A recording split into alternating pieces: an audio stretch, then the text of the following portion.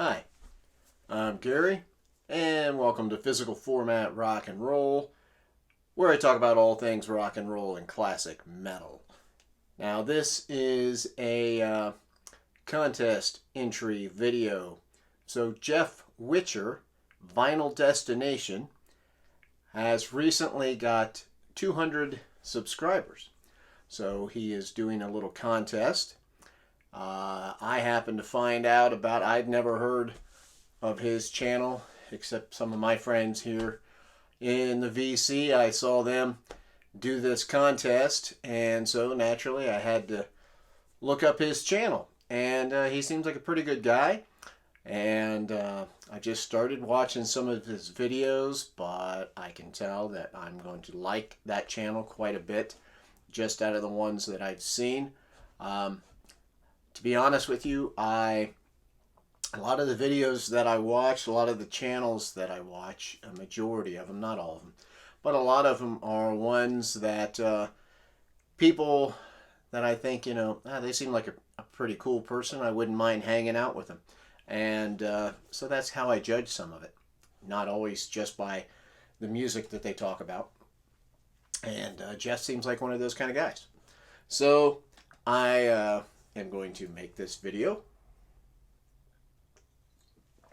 which is, he said, to show the first 5 records or so that you bought as a kid that got you started.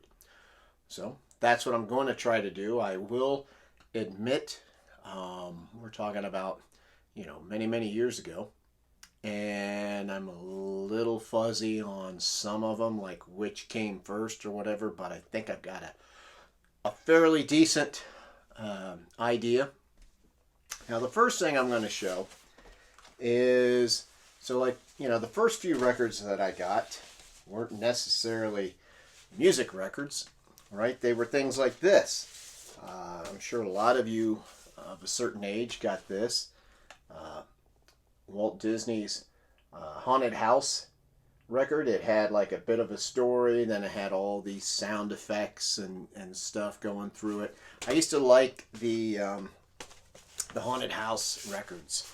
So I had the sounds to make you shiver, and what was this? Oh, Sounds of Terror, including a remake of the Monster Mash.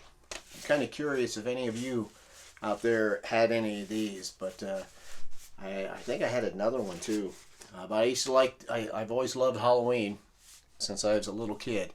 Probably my favorite holiday. And then I also had, the superhero type records, and G.I. Joe. I remember having some G.I. Joe records where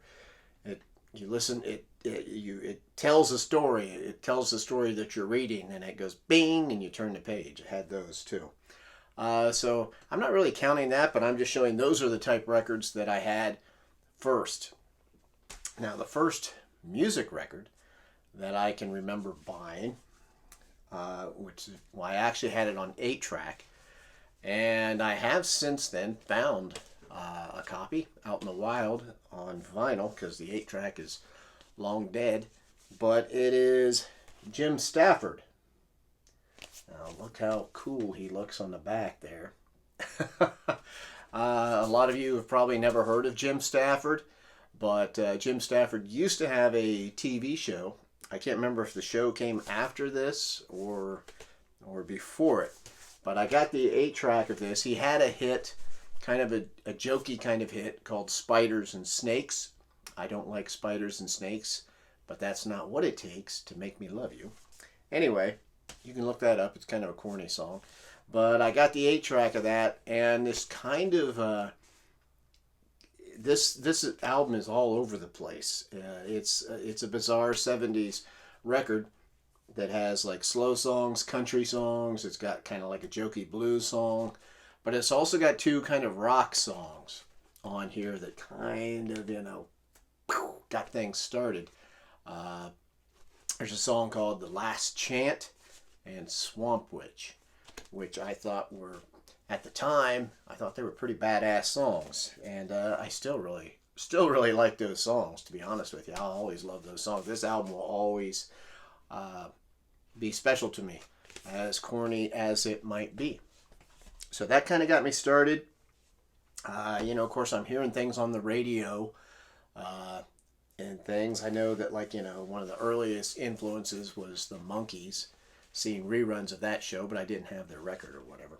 So the next record that I bought with my money is what kind of really, really kick-started everything for me. I think I was 11. Kiss Destroyer, and this is the original copy. I have since bought another one because this is in horrible shape. I could not play it because it's warped. I had left it out in the sun because I was young and stupid. But Kiss Destroyer, wow. I can't really say enough of the impact that this album had on me. From the opening part of the radio show where they're talking before they go into Detroit Rock City. It was just like taking a whole journey, and it had that slick Bob Ezrin production. You saw this picture. I tried drawing this so many times, always did a crappy job, and it had the inside part had the words to Detroit Rock City. You could join a Kiss Army. I'm like, what? They had their own fan club, which I joined, of course. But that really got me started into more hard rock and stuff as a kid. Although now the next one I'm going to show won't seem that way. And somebody gave this to me right around that time period. It might have been before Destroyer. I'm not sure. But one of these, this one's not actually K-Tel. I had a few of those.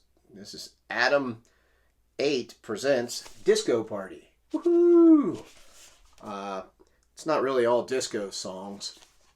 And really, when I was looking through here, I didn't play a lot of these songs on here. I didn't really care for a lot of them.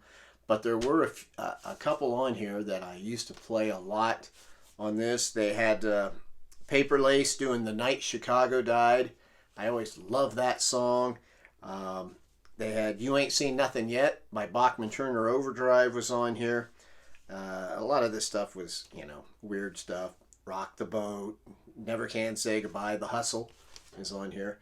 But then the other song that I still love. I loved off of here. I used to, when you used to make those cassette tapes where you put a bunch of different songs on there, I used to put this song on there a lot. It was Tell Me Something Good by Rufus and Shaka Khan. Tell me something good. Wow, wow. When I hear that come on the radio now, man, I still want to dance a little bit. Always loved that song. So that was one of my very first records. Here's the one I bought also after I got Destroyer. I can't even find the jacket to it anymore, man. I can't play this record. I got it on CD. I'm planning on rebuying it on vinyl. But this is, let's see if I can hold this up right. Dress to Kill. That was the second Kiss album that I ever got. After of course, you couldn't buy records as fast back then, right? When you're in 6th grade or whatever, you don't have a whole lot of income coming your way. So, I'm mowing yards and doing whatever. It took me a while. It was a big deal to go buy a frickin' record. So anyway, Kiss Dress to Kill. I was majorly into Kiss by that time. And then going to other friends' house who'd have a different record, and we listened to that. And then the first other rock band that I bought besides Kiss, finally, also had this one on 8-track originally. I've had this on 8-track, cassette, CD, vinyl, had it on everything. Aerosmith Rocks. God, man, I remember hearing this and just being so blown away as a kid. And it's funny because, Kiss, they had all the makeup and all that stuff, and they spit blood and fire and all that stuff, and so they always looked really scary. But man, it was Aerosmith that seemed like the scary guys. It's like these guys, you'd see pictures of them in magazines, and you're like, wow, these guys are stoners and everything. But this album is just amazing. I thought, wow, there's other bands besides Kiss that really rock. And then the next one, and like I say, I'm not 100% sure on the order because I had a few bands that kind of started popping in right about that. But my mom had went to a yard sale and got me a couple of 8-tracks. And the one that she got me, I mean, she didn't even, had no idea what they were. She just picked them up and gave them to me. But the one that made the impact on me was this baby. Black Sabbath. Their self-titled first album. I remember hearing that as a young boy, having that rain starting, you know, and the thunder going off and the church bells or whatever it was in the background. You're like, man, what the hell is this? And then, you know, then you hear the boom, boom, boom. It's like, whoa. So that really set things off too. And from there, you know, gosh, it went to Queen and Rush and other bands of that time. You know, it took me a while till I got a little bit older, till I got into the, you know, the iconic bands like Led Zeppelin and Pink Floyd. But so those were pretty much my first albums that I got, and that's pretty a long entry into this. But anyway, so this is my entry for the Jeff Whitcher Vinyl Destination contest. Definitely go check out his channel. I'm sure you'll like it. He's just a lot of fun. Just seems like a pretty cool guy, and I like his station. I think you will too. So congratulations, Jeff, on getting 200 subscribers. And good luck to everybody else who's making these videos. And I will see you down the road.